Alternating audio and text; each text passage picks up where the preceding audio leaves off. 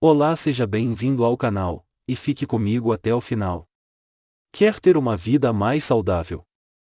A solução que você procura está bem perto. Acesse o link na descrição, e descubra agora mesmo. Bora pro vídeo. Gente, Eu sim. ia falar que o Bruno tem uma história muito boa de início de jejum e performance mental. Conta aí, Valdinho.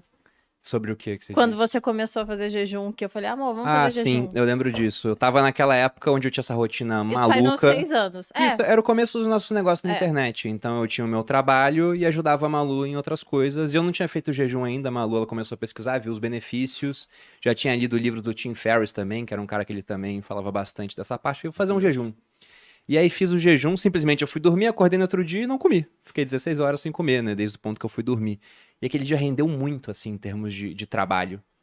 E aí eu pensei, E nossa, eu eu tô já tão sabia de produtivo todas essas hoje. coisas. E ela não tinha me falado nada, ela só falou, faz um jejum. Aí no final do dia eu cheguei pra ela e falei, nossa, amor, eu fiz tudo que eu tinha que fazer hoje. Daí ela falou, e por que que você acha que fez isso? Daí eu pensei, o que que eu fiz de diferente hoje? Porque eu tava numa rotina, e aí eu mudei alguma coisa, era só aquele ponto. Eu falei, caramba, será que foi o jejum? Daí ela falou, pois é, o pessoal fala de um aumento de produtividade. Só que eu nunca tinha experimentado, eu tava acostumado a comer nos intervalos normais, e depois quando eu comecei a malhar de 3 em 3 horas, porque me falaram que era o mais adequado, e aquilo me dava Comer, muita fome, amor. inclusive. Você não malhava de 3 em 3 horas. Comer de 3 em 3 horas. Acho que ficou muito claro aqui que era comer de 3 em 3 horas, né? Não, só tô com ele. Mas aí eu tava acostumado àquilo, eu sentia muita fome.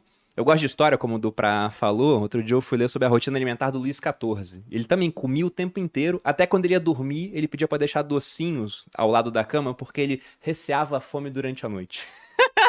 Ele acordava Ele com tinha fome, medo, ele já comia pensou? açúcar, que pra ele era facilmente acessível, embora fosse muito caro naquela época, e tinha fome o tempo inteiro, o tempo inteiro. E a pessoa que ela tem fome o tempo inteiro, que tá comendo muito açúcar, a glicose vai lá no alto, né, e aí vem a insulina, remove a glicose, fica naquele ciclo doido, ela pensa, nossa, eu sinto fome a cada 3 horas, imagina se eu vou ficar 16 horas sem comer. Eu vou morrer de fome.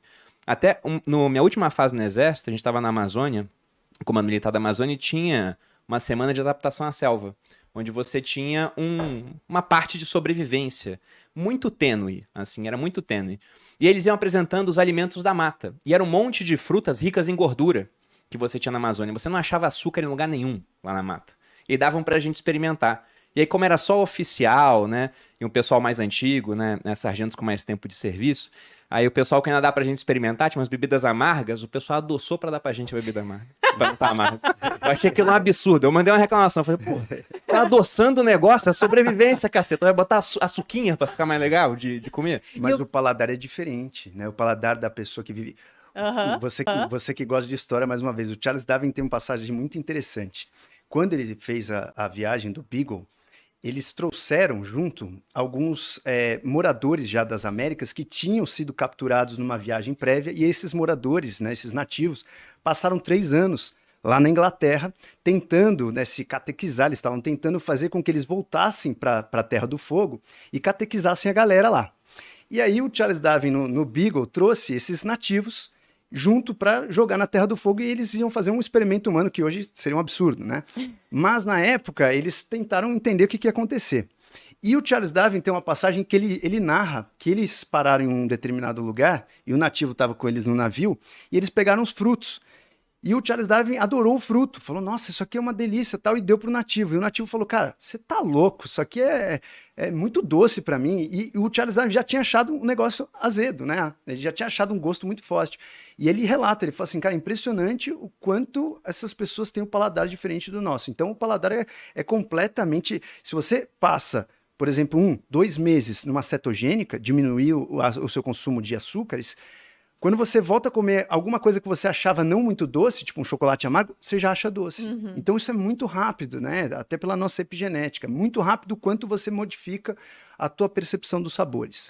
Então, só para amarrar os pontos aqui, a performance mental pode ser ajudada pelo jejum e a pessoa e o cérebro gosta de corpos cetônicos, ou seja, sim. ele não vai, o cérebro não tem a grande necessidade de glicose, porque isso é um mito que o pessoal Não, mas levanta, tem, a né? glicose ainda é Mas o primeiro. ainda é o primeiro. No entanto, se você ainda tem uma produção, tipo, o corpo tem como suprir essa necessidade sem você comer a cada 3 horas. Isso. Glicose sempre vai ser, sempre vai estar em primeiro lugar.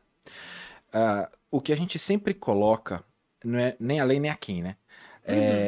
flexibilidade metabólica. Sim. Então você, por exemplo, fazer jejum um dia, fazer uma cetogênica outro dia, fazer um carb cycling mudando a quantidade de carboidrato nos outros dias, cada dia faz de um jeito, você tem estímulos completamente diferentes e você obriga o teu organismo a usar sempre substratos energéticos diferentes. E aí você começa a observar como que você estava no dia. Então, por exemplo, tem um dia que você vai precisar malhar muito.